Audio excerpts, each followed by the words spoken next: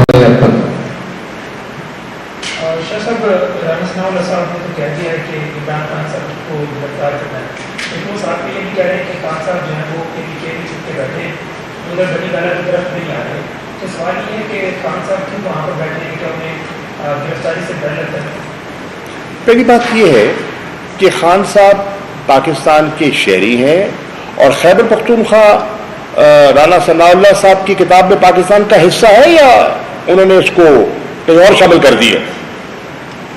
اگر وہ پاکستان کا حصہ ہے اور وہاں ان کی جماعت ہے، ان کی حکومت ہے اور وہاں بیٹھے ہیں، ان کو کیا تکلیف ہے؟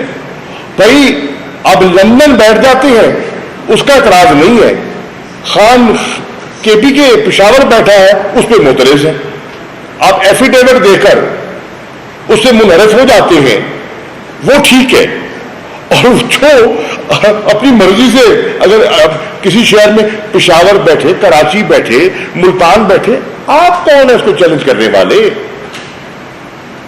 That is part of Pakistan. وہ جہاں رہے ان کی مرضی، وہ ملیں گے، رہیں گے، رابطے کریں گے، جو کریں گے. باقی پرچے کروانے، گرفتار کرنا ہے آپ کے. میرے پہ آج پرچہ ہے، میرے پہ، میں نے تو کہیں نہ میں نے کسی پولیس والے کو کسی پہ ہاتھ اٹھایا، ثابت کر دے، نہ میں کسی اس میں توڑ پھوڑ میں ملوث تھا، ثابت کر دے، نہ میں نے کچھ کیا، ثابت کر دے.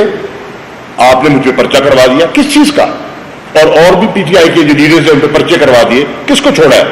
اسد عمر، علی امین گنڈاپور، عمران خان، جتنی قیادت ہے آپ نام لیں، سب پہ پرچے کروا دیے گئے.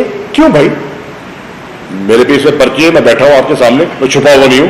اگر گرفتار کرنا چاہ رہے ہیں تو رانا صلی اللہ علیہ صاحب، میں اس وقت کشمیر ہاؤس میں بیٹھا ہوں، مجھ پہ پرچہ ہے، آپ پولیس بھیج کے مجھے ابھی گرفتار کروا لیں، میں نہیں بھاگوں گا، میں آپ کا مقابلہ کروں گا، میں نہیں چھپوں گا.